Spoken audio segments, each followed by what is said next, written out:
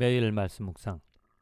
오늘 11월 29일 역대기상 26, 27장, 미가서 4장, 누가복음 13장, 베드로후서 1장의 말씀을 읽고 정말 우리 삶이 본질에 충실한, 본질을 향하여 나아가는, 살아가는 그런 날들이 되어져야 된다. 본질을 놓치면 안 된다. 우리 삶의 문제가 이것입니다. 본질이 아닌 비본질, 중요하지 않은 것에 사람이 관심을 갖고 그 관심 때문에 많은 시간과 힘을 낭비하게 되어진다라는 거죠. 정치를 하는 사람, 많은 수단과 방법을 가리지 않고 자기들의 이익을 위하여서 이 본질이 아닌 것에 사람들을 홀린다, 빠지게 한다라는 거죠. 우리 사회의 문제가 만일 본질에 충실하다면 많은 사람들이 생산적인 일들을 하며 생산적인 결과를 만들어낼 것입니다.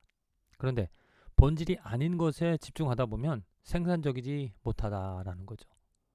우리가 다투는 문제, 한국 사회에서 이슈가 되어지는 그런 모든 문제들 가만히 살펴보면 그게 정말 미래를 향한 어떠한 다툼, 경쟁이 되어지는 것인지, 아니면 오히려 다툼으로 인하여서 더 사회가 분열되고 가족이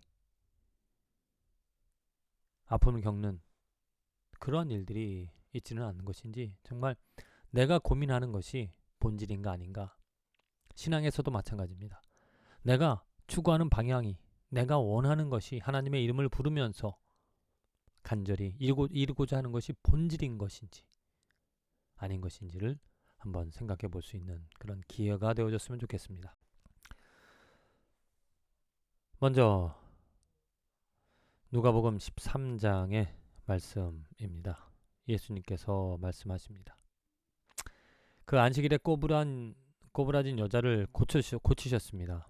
18해 동안이나 귀신 들려 앓으며 꼬부라져 조금도 펴지 못하는 한 여자가 있더라. 예수께서 보시고 불러 이르시되, 여자야, 네 병에서 네가 놓였다 하시고 안수하시니 여자가 곧 펴고 하나님께 영광을 돌리는지라. 이 일을 보고 회당장이 예수께서 안식일에 병 고치시는 것을 분내어 무리에게 이르되, 일할 날이 엿새가 있으니 그동안에 와서 고침을 받을 것이요 안식일에는 하지 말 것이니라 할거늘. 참, 지금 예수님이 그 18년 동안이나 꼬부라져서 펴지 못하는 여인을 고치셨습니다. 그 고치신 것에 감격하고 하나님께 영광 돌리는 것이 마땅하죠.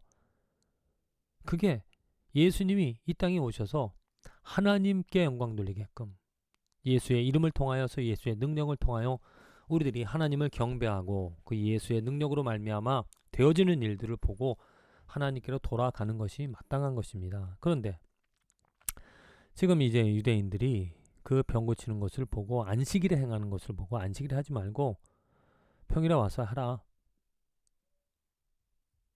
예수님이 하시는 일에 트집을 잡는 것이죠. 그랬더니 예수님께서, 외식하는 자들아, 너희가 각각 안식일에 자기의 소나 나귀를 외양간에서 풀어내어 이끌어 가서 물을 먹이지 아니하느냐.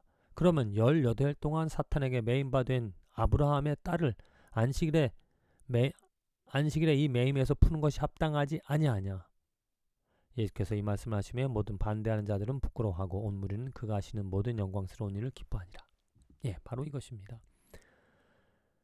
본질을 잃어버린 그 유대 지도자들, 안식일의 의미가 무엇인지를 모르고, 또한 구원받는다라는 것, 사탄의 매임에서 노예가 되어진 상태에서 이제 하나님의 자녀로 해방되어지는 그런 역사를 보면서도 하나님께 영광 돌리지 못하는, 비본질에 묶여 있어서 본질이 아닌 것 때문에 눈이 어두워서 보지 못하는 자들을 예수님께서 책망하시고 있다는 겁니다.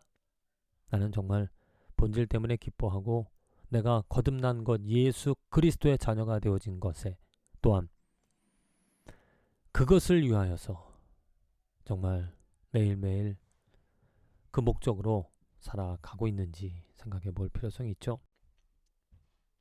베드로후서 1장의 말씀입니다.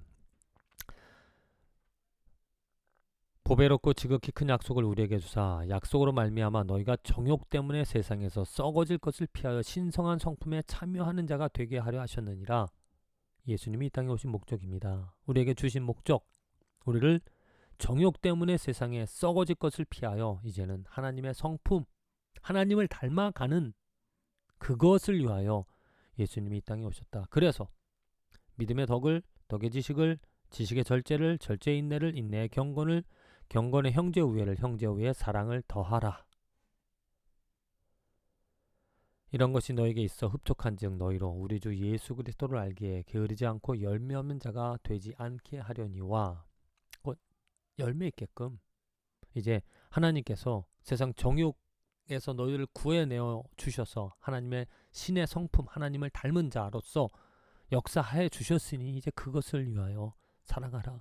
우리들이 힘써야 될 것은 이것입니다. 이게 본질입니다. 우리들이 믿음에 예수 그리스도의 그 믿음, 이제 그 믿음으로 우리는 하나님께 인치심을 받았습니다.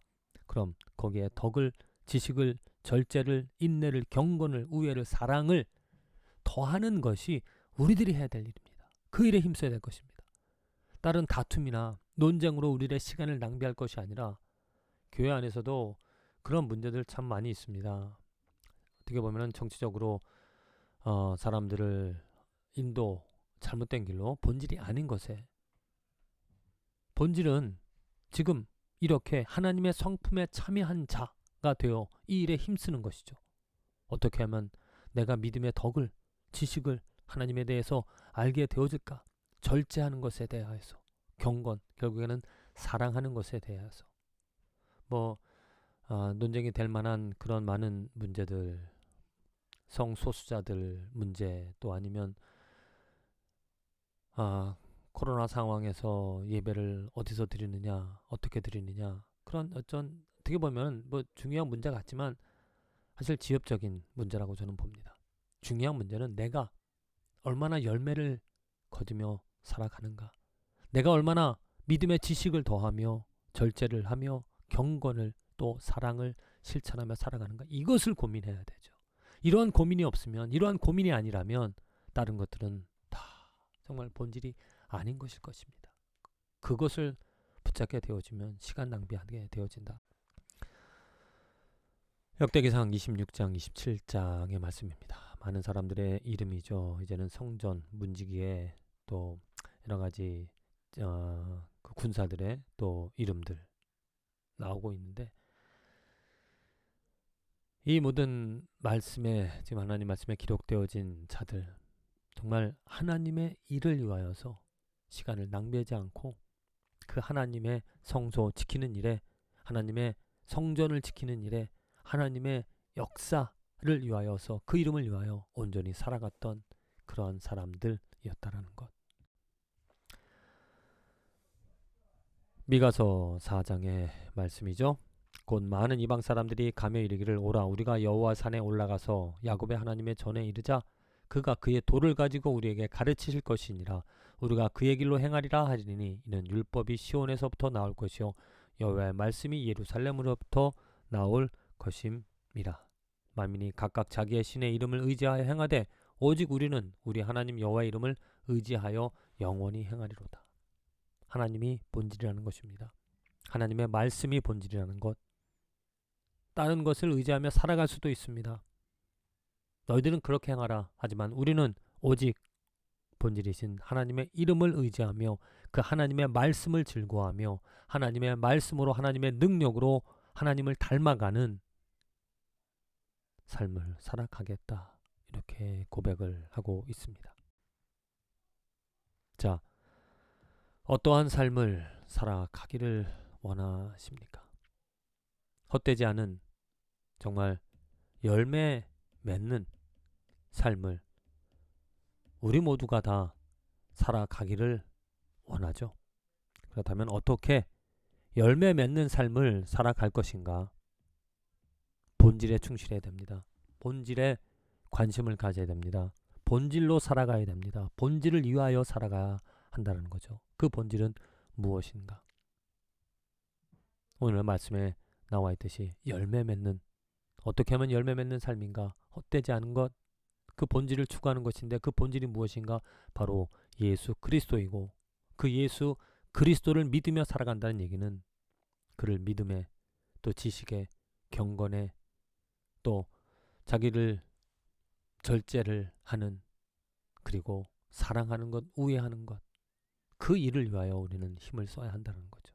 만일 그것에 초점이 맞춰지지 않은 다른 것에 논쟁을 한다거나 또 힘을 쓴다면 열매 맺지 못하는 안타까운 헛된 삶이 되어질 것입니다. 부디 저와 여러분들의 삶에 정말 본질로 인하여서 열매 가득한 충만한 삶이 되어지기를 간절히 기도드립니다.